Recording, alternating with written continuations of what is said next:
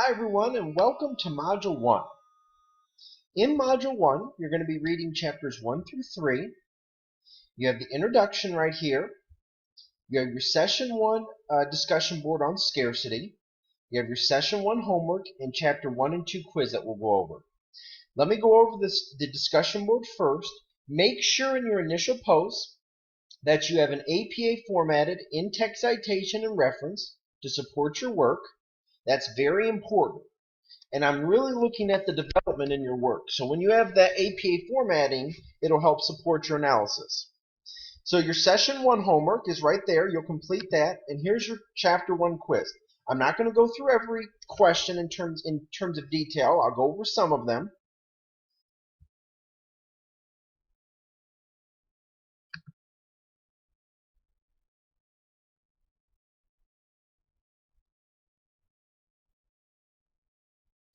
Okay? Economics looks at the role of scarcity, and all of our decisions are scarce. Question 2 is looking at what a land resource is. Question 3 is opportunity cost. Opportunity cost is defined as what did you give up to get?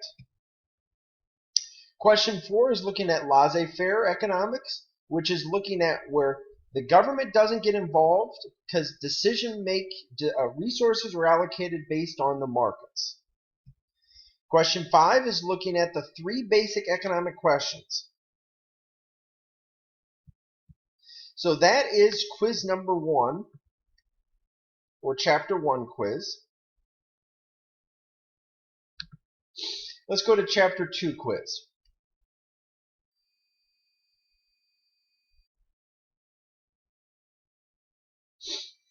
Make sure with your work that you're really preparing for these quizzes and not just taking them very quickly.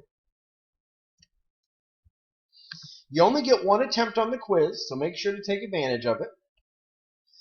On question 1 on Chapter 2 quiz, what percentage of the U.S. population or output is service-oriented? Economic growth, what does that mean? How do you illustrate economic growth? Using the production possibility curve. Question 3, in poor nations, it's common to see a GDP per capita to decline. Why is that? The key to that is the calculation of GDP per capita is GDP over population. Question 4, the mix of output in the U.S. has, you'll have to look at that one. Question 5 is dealing with outsourcing. Question 6 is looking at productivity. That's how much can be produced per hour. Question 7 is looking at investment in human capital. You'll notice that human capital is focused on education and training. Question 8, technological advancement.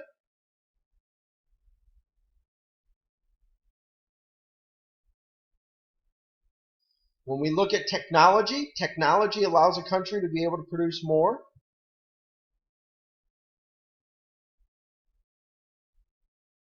Question 9 looks at the role of a government in the economy.